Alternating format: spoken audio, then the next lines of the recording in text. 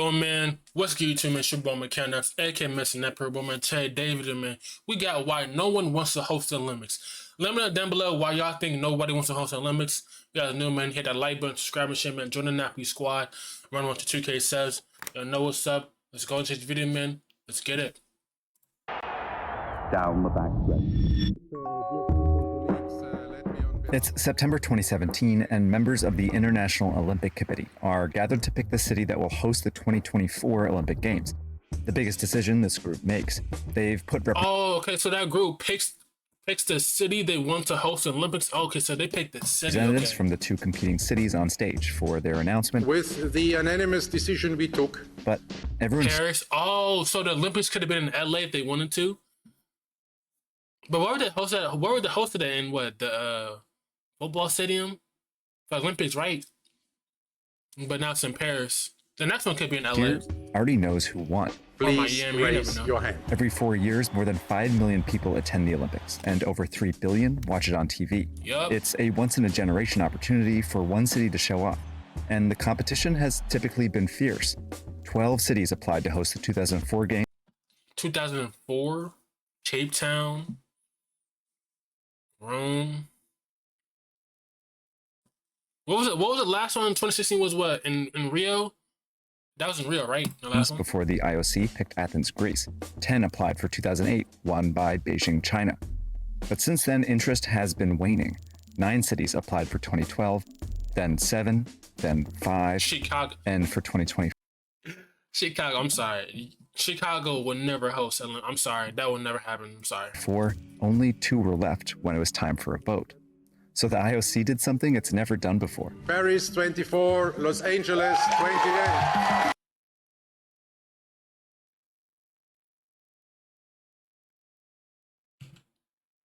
What? So Paris gets, okay, so Paris gets this year, and then LA gets, okay, next one. Okay. That's not bad.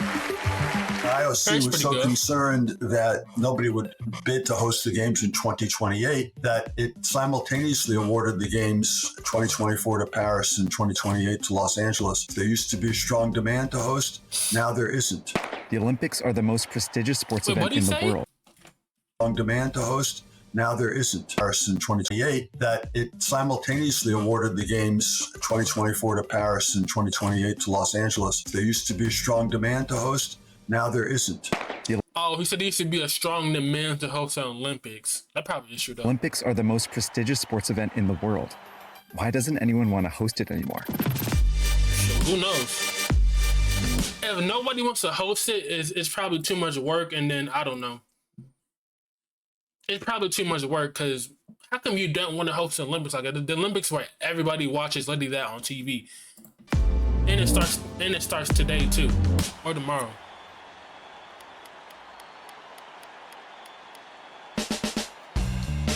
So the Olympics have actually had this problem before. They originally came up with this idea of rotating the games around to different cities back in 1896 because they had to. We didn't have international jet travel and we didn't have international telecommunications. Andrew Zimbalist wrote a book about the economics of hosting sports mega events like the Olympics. So it was necessary in order to spread the games internationally and get the whole world to participate and enjoy them. As the games grew, the IOC kept this tradition, eventually developing a competition where cities would submit bids and it would vote on a winner. But when it opened bidding for the 1984 games, not a single city wanted to host because the last few hadn't gone very well. That's crazy. Local political protests had turned violent during the 1968 games in Mexico City, and terrorists killed 11 Israeli athletes at the 72 Munich games. Invade the Olympic Village, taking 9 Israeli athletes hostage and killing 2 others. I mean, I do understand it. It's because you gotta. I think we gotta really realize that countries be at war.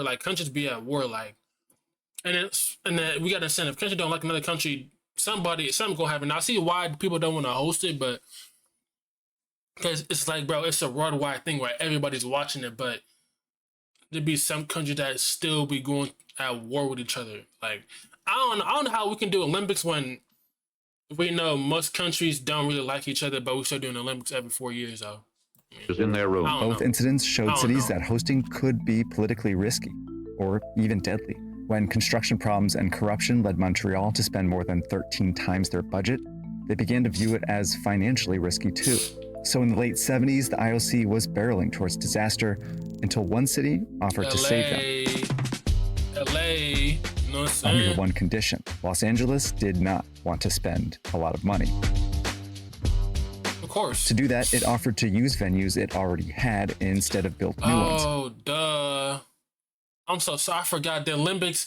If it was in LA, they just put it in the Coliseum where USC plays.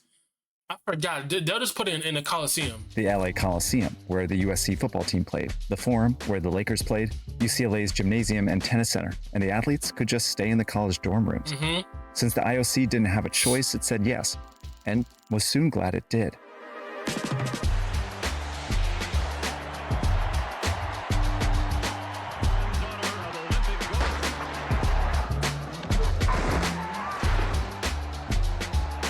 The '84 LA Games were a success in almost every way, but especially financially.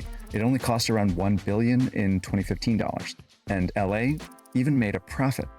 This should have become the model for future Olympic host cities, but instead it sparked the problem that is plaguing the Olympics today. It's interesting how many of these sports and politics stories But really what do you boil. mean plague the Olympics? Like, what are you talking about that it plagues the Olympics? Like, wait, why? Well, why would it like plague the Olympics? I'm confused. I mean, like, why would they do that? Like, is it like because like maybe people don't like each other, like countries don't like each other, or is it because the money situation? Like, what really is like why? You know what I'm saying? Down to economics. If you recall, the Premier League story is a story about a warped economic system. The NFL is so successful because it created a new economic model for sports leagues. If you haven't seen those videos yet, give them a watch. If you haven't subscribed to Search Party, now's your chance. We publish every 2 weeks this summer, so I've been working You from know what all I'm saying? Subscribe to Search Party, man. He makes some good videos. Make sure I'll leave the original link down below in the description for you guys to go subscribe to them and give them a like too. They make some good videos. Go give them a subscribe. over the place. I've been writing scripts on trains. I've been animating on airplanes. I'm headed out this afternoon on a really exciting reporting trip, but I'm going to be in a hotel the whole time. That's why I'm really excited to work with Surfshark. Surfshark's a VP. Yeah, see, he be getting me sometimes with that.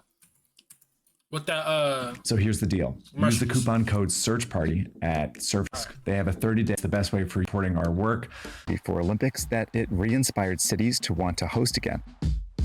For the 1992 games, 6 cities submitted bids, then 6 again for '96, 8 for 2000, then a whopping 11 for 2004. As more cities competed, the IOC regained leverage over them again. But instead of sticking to the LA model, it began demanding more. Between 1992 and 2020, the IOC added dozens of new sports to the games. This required more venues and housing for more athletes, which host cities were primarily responsible for paying for. As the competition intensified, cities felt increasing pressure to make their bids more attractive. The most effective way to do that was to build new venues. Sydney built 15 new venues plus housing for 10,000 athletes.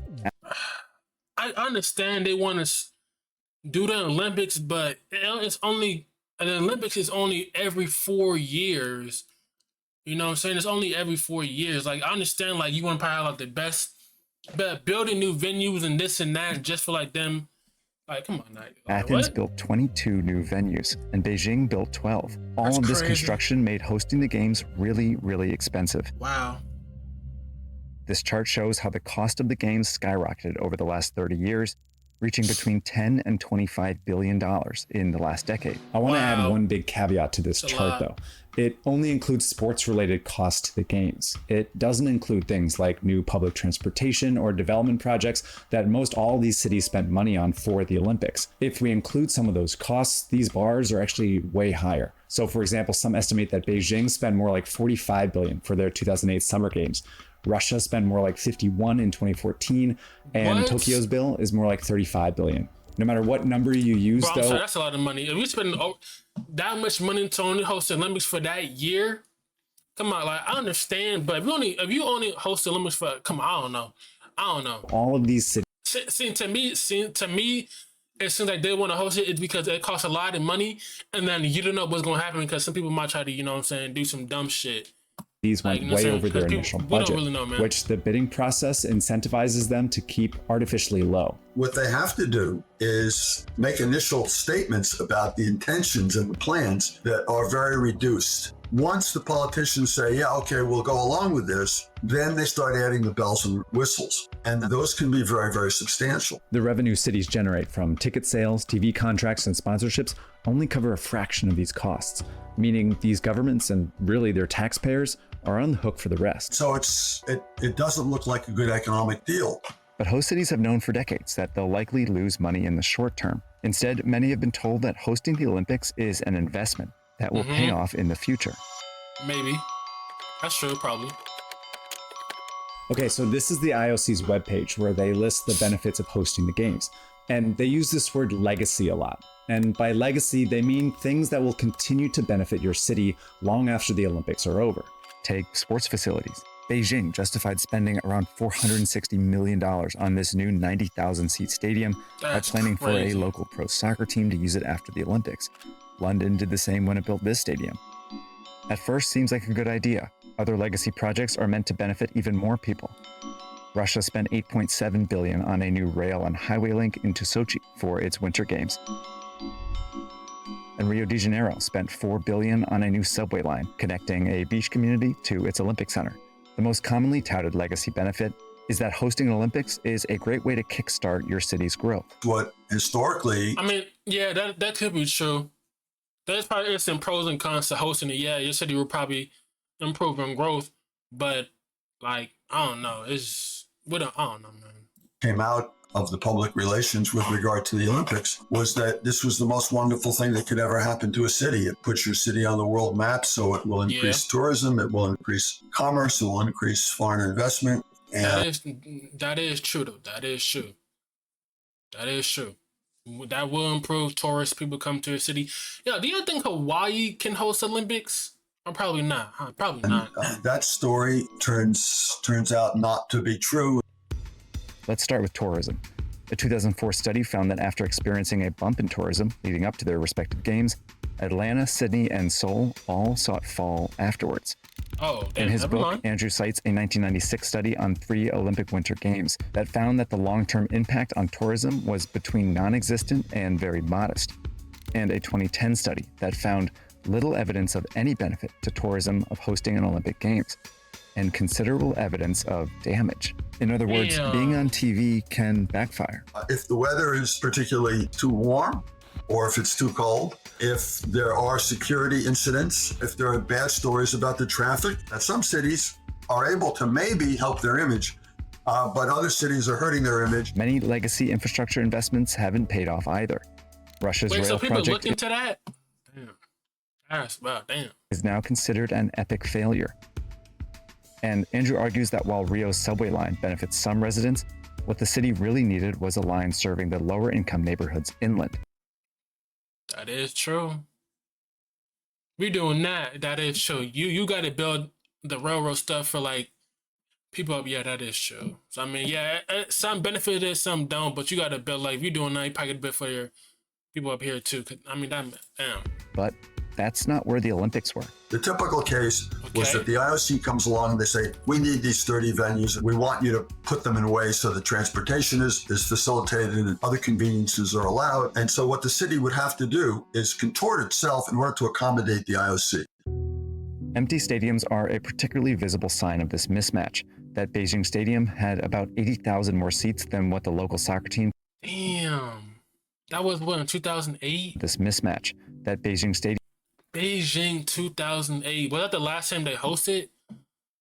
2008, 9, 10, 11, 12. 12 was what? London. 16 was Rio. 2020. That shit was nothing. Stadium had about 80,000 more seats than what the local soccer team could fill, so it backed out. Now the stadium sits mostly empty, costing the city some $10 million a year to maintain. This is what's called a white elephant. I mean, they can't like.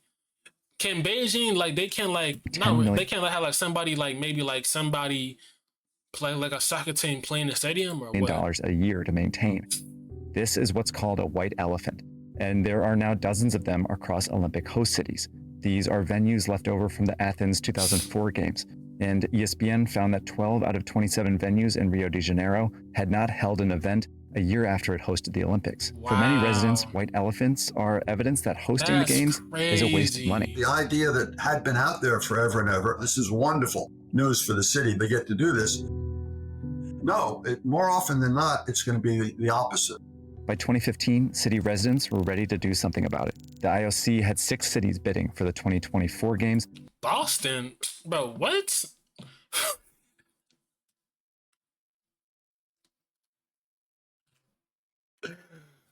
Well, it said Boston. Come on now. Boston, are you serious, bro? Until protests forced Boston and Hamburg to drop out. A new mayor in Rome fulfilled a promise to shut down its bid. Then more than 260,000 people signed a petition that led Budapest to drop out as well. It left the IOC with just 2 bidders, and once again, little leverage. The IOC has since passed reforms that it says reduce the cost of hosting, largely by requiring hosts to use existing and temporary venues, like LA did back in 1984, and allowing them to LA only needs to do. LA only needs for the Olympics. They only need to do the Coliseum. That's it. Don't build nothing new. Just the Coliseum. That's it. Just the Coliseum. That's it. Just the Coliseum. They need nothing else. Or with other cities. As of now, Paris doesn't look like it will blow its budget, and LA's organizing committee is saying that the city can again pull off an on-budget Olympics. But the question is, if they do, could it spark another bidding war? I don't know if we'll go into a big cycle like we did after the '84 games. I do think it's possible that there'll be a small turn. It'll appear less undesirable than it has. The IOC has also stopped taking bids and instead negotiates with cities privately. It picked Milan and Cortina, Italy, over Stockholm for the 2026 Winter Games, and it gave Brisbane, Australia, the 2032 Summer Games. But some are arguing for a more permanent solution. I think it's perfectly plausible to think about building the Olympic Shangri-La with its 35 or 40 venues for the Summer Games, smaller number for the Winter Games, in one place. Some believe Greece, the historical home of the Olympics, would make a good permanent host. Others have mentioned LA since it has so many venues and has done so well in the past. A permanent spot would eliminate white elephant projects, save cities from going into debt, and reduce the game's environmental footprint. But it could also reduce much of the excitement around each new Olympics. It's not going to be easy to go to a model that makes environmental sense and economic sense. I mean, if they went to like a permanent home like Greece or LA, it probably will get boring because it's the same shit. LA, yeah. I feel like it probably is refreshing to you see a new city, same country, this and that. I mean, I don't know. They'll probably figure it out. I think it makes sense to talk about it and put it out there as someplace that we should be heading. Depending on how the next few Olympics go, it might be the only direction left. All right, thanks everyone so much for watching. Hey man, that was a good video about why no one has Olympics by Search Party. Make sure you go give them a subscribe. Subscribe to your boy McKenna. Now, still man, run to 2K subs, man. Y'all know what's up, man. Hey, let me know what you think about the video, man. Y'all know what's up, man. Stop playing, man. Run to 2K subs. Like I said, man. Hey, Nappy Squad.